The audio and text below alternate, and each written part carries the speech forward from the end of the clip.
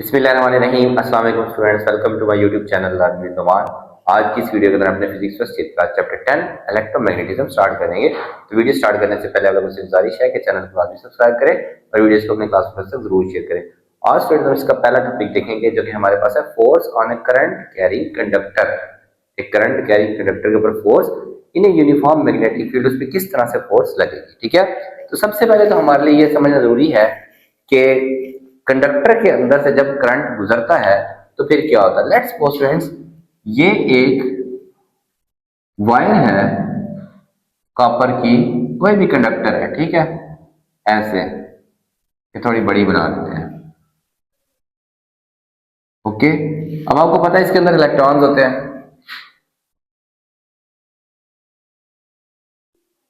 Right, मुख्तलिफ जगह पे इलेक्ट्रॉन होते हैं।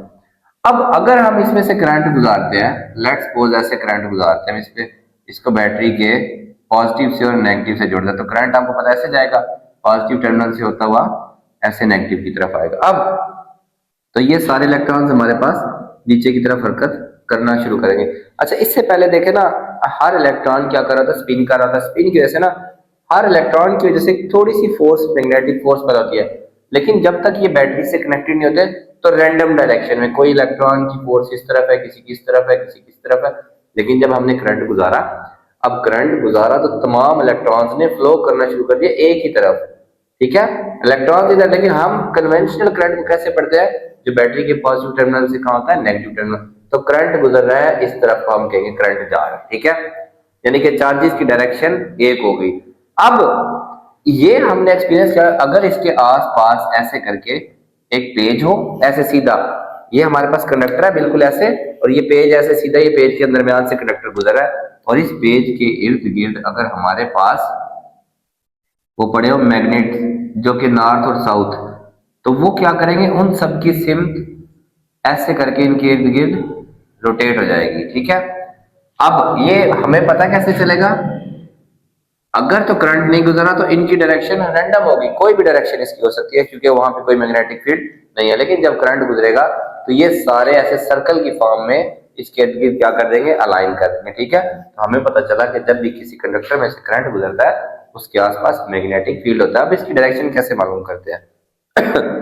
अच्छा देखें, ये अगर कंडक्टर में से करंट ऊपर की तरफ जा रहा है तो आप अपने थंब कंडक्टर में थंब किस तरफ करना है, जिस तरफ करंट जा रहा है, तो फिर आपकी जो फिंगर्स कर्ल कर रही होंगी ये आपको मैग्नेटिक फील्ड की डायरेक्शन देंगी। इसके पास पास जो मैग्नेटिक फील्ड पैदा होगा वो इस तरह का होगा। और लेट्स सपोज अगर यही कंडक्टर है, ठीक है, अब इस साइड को हम पॉजिटिव से जोड़ते हैं, नीचे वाली साइड को हम नेगेटिव से जोड़ेंगे। तो आपको पता है करंट हमेशा पॉजिटिव से, जो हम कन्वेंशनल पढ़ते हैं उसको मैसेज लेते हैं। अब आप अपने थंब को ऐसे करंट की तरफ, नीचे की तरफ करेंगे तो ये मैग्नेटिक फील्ड होगा ऐसे करके। ठीक है, इसका करंट इस तरफ था, आप क्या लेंगे, काउंटर क्लॉकवाइज, और जबकि ये जो करंट है ये क्या है, क्लॉकवाइज करंट इसमें पैदा होगा। अब खुद सोचे, जब हम इसको क्या करेंगे कि किसी और मैग्नेटिक फील्ड में रखेंगे, अब जैसे दो मैग्नेट्स या तो एक दूसरे को अट्रैक्ट करते हैं या रिपेल करते हैं, तो जब हम इस करंट कैरिंग कंडक्टर को दूसरे मैग्नेटिक फील्ड के अंदर रखेंगे तो वहां पे इसके ऊपर क्या लगेगी फ्रेंड्स, फोर्स लगेगी। और यही जो सारी थ्योरी है ये हमारी इलेक्ट्रिक मोटर की, जनरेटर्स की, यानी कि जिस जिस प्रोसेस के अंदर करंट और मैग्नेट इन्वॉल्व है, यही बेसिक कंसेप्ट वहां पे हमारे पास इंप्लीमेंट होता है। ठीक है, तो प्रॉपर टॉपिक स्टार्ट करने से पहले आप लोगों के लिए ये समझना जरूरी है कि लेट्स सपोज अगर ये एक पेज है और पेज के ऊपर ये डॉट लगे हुए हैं, डॉट का मतलब है कि लेट्स सपोज अगर ये करंट है तो ये डॉट्स अगर लगे हुए हैं तो ये आउट ऑफ द पेज आ रहे हैं। कहां पे आ रहे हैं, आउट ऑफ द पेज, इसीलिए हम डॉट प्रोडक्ट को आउटर प्रोडक्ट भी पढ़ सकते हैं। ठीक है, और जो क्रॉस प्रोडक्ट था, लेट्स सपोज अगर पेज के ऊपर क्रॉस लगे हुए हैं ऐसे, इसका मतलब है इन टू दी पेज, कि ये जो भी अगर करंट है, लेट्स सपोज ये पेज, आप एक एग्जांपल ले लेंगे, जैसे ये मेरा हाथ एक पेज है, ठीक है, अगर मैं बात करूं आउट ऑफ द पेज, तो ये पेज के ऊपर मैंने एक डॉट लगा देना, इसका मतलब है कि अगर ये पॉइंटर है तो ये पेज में से बाहर की तरफ आ रहा है। ठीक है, और अगर ये क्रॉस लगा हुआ है ऐसे, इसका मतलब ये इसके अंदर की तरफ जा रहा है, ठीक है। तो ये हमारे लिए समझना इसलिए जरूरी है कि जब हम इसको डायग्राम्स को यानी कि दो मैग्नेटिक फील्ड्स, इसका और दूसरा एक्सटर्नल मैग्नेटिक फील्ड देखेंगे तो वहां पे हम डॉट या क्रॉस की फॉर्म में इसको बनाएंगे, ठीक है। अब फोर्स को हम देखने के लिए कि कंडक्टर पे फोर्स कैसे लगेगी, हम एक यूनिफॉर्म मैग्नेटिक फील्ड एज्यूम करते हैं इस तरह का। देखिए ये उसका नॉर्थ पोल है और ये उसका साउथ पोल है। ओके स्टूडेंट्स, आपको पता है ये मैग्नेटिक फील्ड की डायरेक्शन होगी ऐसे, right.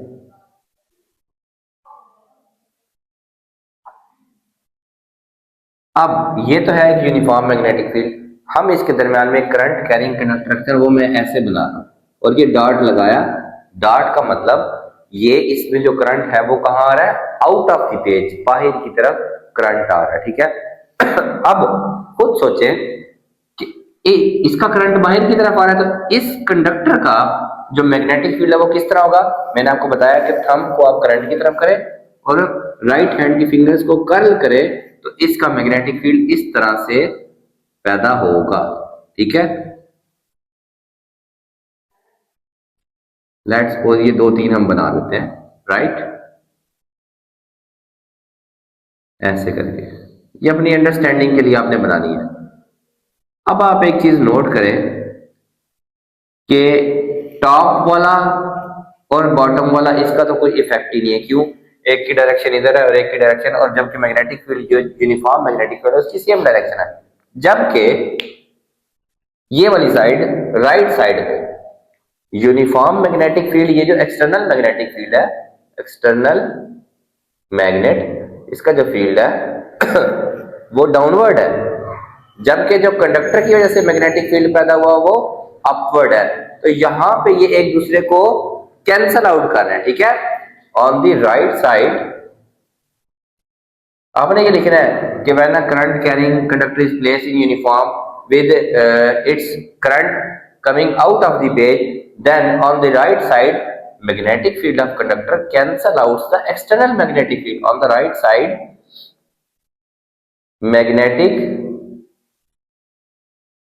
field of conductor cancels out external magnetic field. ये क्या कर रहा है, एक्सटर्नल को कैंसिल कर रहा है, ठीक है। जबकि अब आप लेफ्ट साइड की बात करें, ठीक है। अच्छा ये कंफ्यूज नहीं हो जाना, इसको राइट इसको लेफ्ट नहीं, आप इसकी तरफ देख के बात कर रहे हैं तो ये राइट है, ये क्या है लेफ्ट है, ओके। लेफ्ट साइड पे कंडक्टर का मैग्नेटिक फील्ड भी नीचे, ठीक है, और एक्सटर्नल भी कहां पे आ रहा है, नीचे आ रहा है। On the right side both magnetic fields align,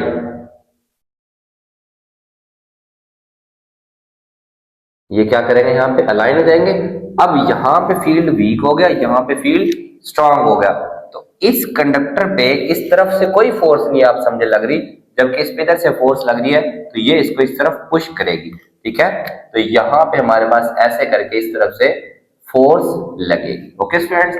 तो आपने बेसिकली क्या बताना है, सबसे पहले एक करंट कैरिंग कंडक्टर रखना है, आपने आपने बताना है कि उसको हमने यूनिफॉर्म मैग्नेटिक फील्ड में रखा। अब अगर उसमें से करंट बाहर आ रहा है तो आपने उसका मैग्नेटिक फील्ड ड्रॉ करना है, फिर आपने बताना है कि एक तरफ वो एक्सटर्नल को कैंसिल कर रहा है, एक तरफ वो एक्सटर्नल से अलाइन हो रहा है, जिस तरफ से वो अलाइन होता है उस तरफ से उसको पुश मिलेगा, धक्का लगेगा, फोर्स लगेगी दूसरी साइड से, ठीक है स्टूडेंट। तो इस तरह से ये दो मैग्नेटिक फील्ड जब इंटरेक्ट करते हैं तो करंट कैरिंग कंडक्टर पे क्या लगती है, फोर्स लगती है, ठीक है। अब इस फोर्स की डायरेक्शन ना स्टूडेंट्स हम दो तीन तरीके से फाइंड आउट कर सकते हैं। सबसे पहले तो हमारे पास है Fleming left hand rule. Force की डायरेक्शन मालूम करने के लिए सबसे पहले है फ्लेमिंग लेफ्ट हैंड रूल। पहले आप ड्रा कर ले बेशक वही डायग्राम दोबारा, नॉर्थ साउथ राइट, ये यूनिफॉर्म मैग्नेटिक फील्ड नीचे की तरफ,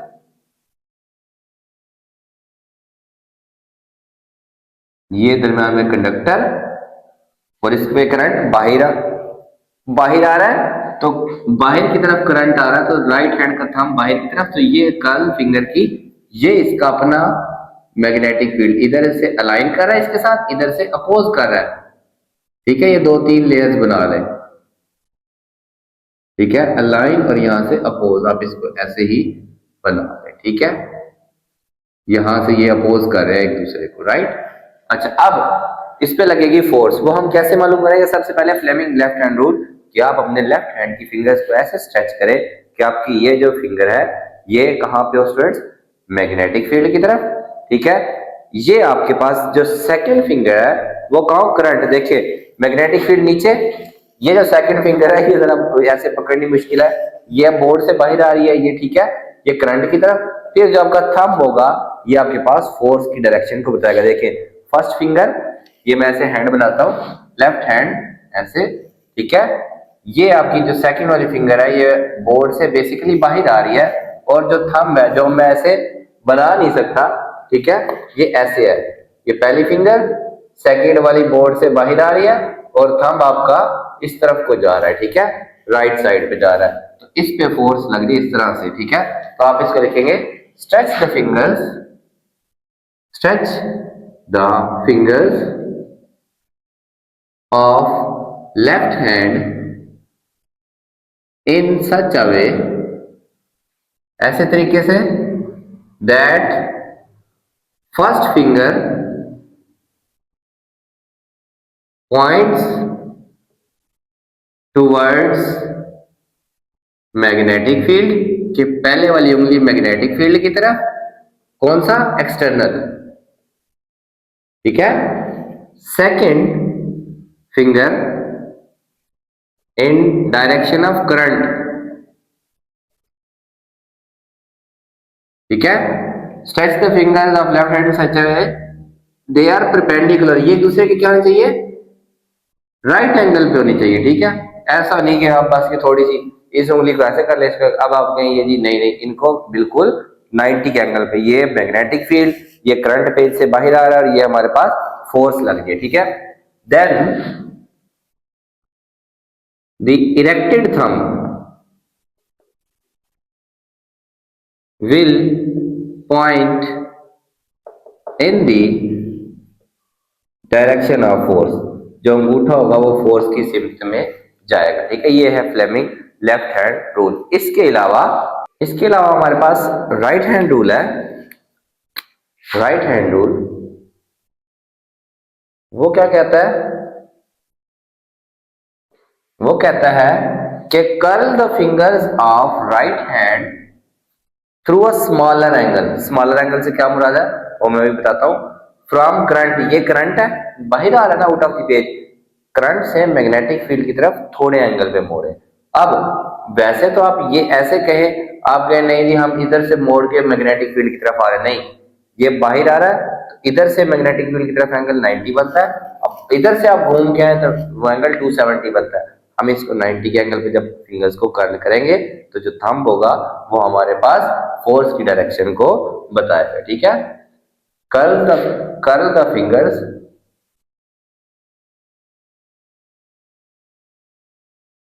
फ्रॉम ऑफ राइट हैंड, इसकी राइट हैंड की current to magnetic field through smaller angle. कितना मोड़ना है? छोटा एंगल। ठीक है, देन इरेक्टेड थंब, सीधा अंगूठा, इरेक्टेड से क्या मुराद है? ये आपने मोड़ा, अब अंगूठा आपने ऐसे नहीं कर रहा ना, इरेक्ट बिल्कुल ऐसे सीधा होना चाहिए। ठीक है, will point in the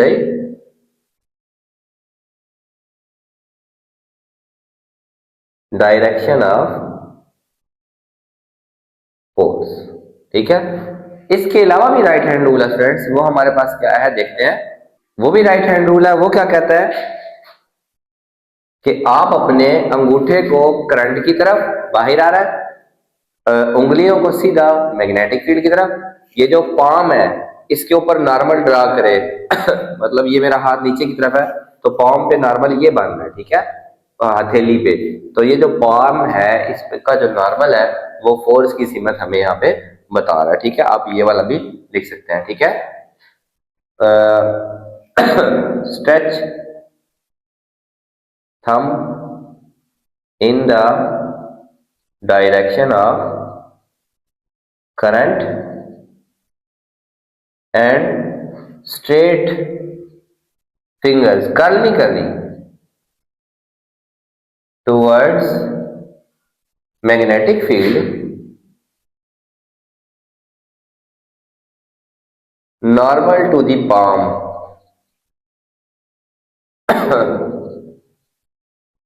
will show the direction of force। यहां तक तो स्टूडेंट्स हमने देखा फोर्स कैसे पैदा होती है और उसकी हम डायरेक्शन कैसे मालूम कर सकते हैं। अब हम फोर्स का मैग्नीट्यूड भी कैलकुलेट करते हैं। ठीक है, अच्छा स्टूडेंट्स, अब हमने इस फोर्स को कैलकुलेट करना है। तो ये जो फोर्स होती है ये फोर्स डायरेक्टली प्रोपोर्शनल होती है करंट के, ये फोर्स डायरेक्टली प्रोपोर्शनल होती है मैग्नेटिक फील्ड, ये बी क्या है, मैग्नेटिक फील्ड की स्ट्रेंथ होती है। ठीक है, ये फोर्स डायरेक्टली प्रोपोर्शनल होती है लेंथ ऑफ कंडक्टर के, जितना लंबा कंडक्टर होगा उतनी ही ज्यादा फोर्स उसके अंदर प्रोड्यूस होगी। ठीक है, हम इन तीनों को कंबाइन करते हैं तो ये फोर्स डायरेक्टली प्रोपोर्शनल होती है आई एल बी। ठीक है, अब यहाँ पे जब ये साइन खत्म होता है तो एक कांस्टेंट लगता है के आई एल बी, जबकि सिस्टम इंटरनेशनल में के की वैल्यू क्या है स्टूडेंट्स, हमारे पास 1 होती है, तो फोर्स हमारे पास सीधा सीधा आ जाती है आई एल बी। ठीक है, यहां से ये आपके पास होगी फोर्स की इक्वेशन। आपको मैग्नेटिक फील्ड की स्ट्रेंथ बताओ, वायर की लेंथ बताओ, आप इसे पुट करें, आप बड़ी आसानी से फोर्स, करंट भी आप खुद दे रहे हैं तो फोर्स आप उसके ऊपर फाइंड कर सकते हैं। हम यहां से इसको रीअरेंज करें ना तो ये हमारे पास मैग्नेटिक फील्ड की स्ट्रेंथ के लिए इक्वेशन आ गई कि मैग्नेटिक फील्ड की स्ट्रेंथ क्या होगी कि वो फोर्स जो 1 एम्पेयर करंट गुजर रहा हो किस कंडक्टर में से जिसकी लेंथ 1 मीटर हो, उस वक्त जो फोर्स होगी वो बेसिकली अगर 1 न्यूटन है तो मैग्नेटिक फील्ड की स्ट्रेंथ 1 टेस्ला होगी। इसका यूनिट क्या होता है, मैग्नेटिक फील्ड का टेस्ला, इसी की बेस के ऊपर वो कंपनी का नाम रखा गया। ठीक है, फोर्स का यूनिट होता है न्यूटन। ठीक है, लेट्स सपोज 1 न्यूटन, करंट का यूनिट एम्पियर तो 1 एम्पियर, लेंथ का यूनिट मीटर तो 1 मीटर के 1 मीटर लंबे कंडक्टर में से जब 1 एम्पियर करंट गुजरे और उस पर 1 न्यूटन फोर्स पैदा हो, उस वक्त जो एक्सटर्नल मैग्नेटिक फील्ड है उसकी स्ट्रेंथ क्या होगी, 1 टेस्ला होगी। ठीक है स्टूडेंट्स, अच्छा यहाँ पे ना मैंने आपको बताया कि ये फोर्स, मैग्नेटिक फील्ड और कंडक्टर की लेंथ ये तीनों वेक्टर क्वांटिटी है। अब इस कंडक्टर की लेंथ का मैग्नीट्यूड उसकी लंबाई होगी और इसकी डायरेक्शन क्या होगी, जिस डायरेक्शन में करंट जा रहा होगा। ठीक है, नॉर्मल पोजीशन में जो हमने अभी तक स्टडी किया कि मैग्नेटिक फील्ड नीचे, जो हम अभी देख रहे थे एक्सटर्नल मैग्नेटिक फील्ड, और करंट पेज से बाहर, तो ये ऐसे 90 का एंगल बन रहा था और ये फोर्स ऐसे ही है स्टूडेंट। अब ये पेज से बाहर तो मैं ऐसे नहीं ना बना सकता, तो इस सूरत में तो ये सीधा सीधा इक्वेशन वाकई आई एल बी आपके पास होल्ड करती है। ठीक है, लेकिन अगर हमारे पास ये लेंथ है, ये बी है, ठीक है, और इनके दरमियान एंगल क्या है 90 डिग्री। अगर हमारे पास लेट्स सपोज ये हमारे पास बी की डायरेक्शन है, मैं इसकी डायरेक्शन चेंज कर, कोई बात नहीं, ये नॉर्थ हो गया और ये साउथ हो गया। ठीक है, और कंडक्टर बजाय ऐसे पेज से अंदर या पेज से बाहर वो किसी एंगल में पड़ा हुआ है, ऐसे ऐसे। ठीक है, ये एल है और ये इसके साथ एंगल बना रहा है थीटा। ठीक है स्टूडेंट्स, अब हम क्या करते हैं, हम इसके ऊपर एक नॉर्मल ड्रा करेंगे ऐसे। ठीक है, ओके, ये इसके साथ जो इसका हमने एंगल बनाना है, अब हम इसके क्या करेंगे, रेक्टेंगुलर कंपोनेंट्स लिखते हैं। ये इसका जो कंपोनेंट होगा, ये लेंथ है ना, सॉरी ये वाली लेंथ है। ठीक है, तो ये सामने वाला होता है एल साइन थीटा और ये वाला होगा एल कॉस थीटा, ऐसे ही है। ये बेसिकली यहाँ पे बनेगा, यहाँ पे एल कॉस थीटा। तो अब खुद सोचे कि फोर्स किसकी वजह से होगी, ये एल कॉस थीटा और बी की तो डायरेक्शन सेम है, इनकी वजह से फोर्स पैदा नहीं होगी जब तक एक दूसरे के राइट एंगल पे ना हो। ये मैग्नेटिक फील्ड देखें बी और ये वाला एल साइन थीटा। ठीक है, अब इसका हम ये वाला कंपोनेंट लेंगे तो फोर्स होगी I L sine theta into B, I as it is. इसको कैसे लिख सकते हैं, एल क्रॉस बी के लेंथ और मैग्नेटिक फील्ड का क्रॉस प्रोडक्ट, ये हमारे पास आ गई इसकी वेक्टर फॉर्म कि जब कंडक्टर किसी भी एंगल अदर देन 90 पे पड़ा होगा हम ये वाला फॉर्मूला यूज करेंगे। लेट्स सपोज ये 45 है तो हम साइन 45 कर देंगे। अब खुद सोचें, अगर मैं थीटा 90 डिग्री पुट करता हूं जो हमारा पहला केस है, तो ये F is equal to I L B sine 90, sine 90 1 होता है तो हमारे पास आई एल बी हमारे पास फोर्स का मैग्नीट्यूड बच गया। ठीक है, आपने इसमें सिंपल ये बताना है कि फोर्स करंट के डायरेक्टली प्रोपोर्शनल, ज्यादा करंट गुजर रहा है तो ज्यादा फोर्स बने क्योंकि उसका ज्यादा मैग्नेटिक फील्ड पैदा होगा, ज्यादा फोर्स लगेगी। अगर एक्सटर्नल मैग्नेटिक फील्ड स्ट्रांग है तब भी फोर्स ज्यादा, अगर कंडक्टर की लेंथ ज्यादा तब भी फोर्स। फिर उससे आपने कंबाइन इक्वेशन बतानी है, के की वैल्यू आपने 1 बतानी है। ठीक है, फिर आपने बताना है कि अगर वो लेंथ और मैग्नेटिक फील्ड के दौरान कोई और एंगल आ गया तो ये 90 वाला जो कंपोनेंट होता है इसकी वजह से तो फोर्स होगी, जबकि ये जो इसके पैरेलल एल कॉस थीटा होता है इसकी वजह से कोई फोर्स पैदा नहीं होगी। हम ये वाला कंपोनेंट लेंगे, इसको हम फिर एल क्रॉस बी की फॉर्म में लिख सकते हैं। ठीक है, और ये इनके दरमियान थीटा क्या होगा, फिर वो जो भी एंगल होगा वो हम यहाँ पे पुट करके फोर्स का मैग्नीट्यूड निकाल सकते हैं। ठीक है, तो ये स्टूडेंट्स आपके पास आपका टॉपिक क्लोज हुआ। होप सो आप लोगों को अच्छे से समझ आया होगा। चैनल आपने लाजमी सब्सक्राइब करना है, वीडियोस को अपने क्लास फेलो तक जरूर शेयर करें। अल्लाह हाफिज।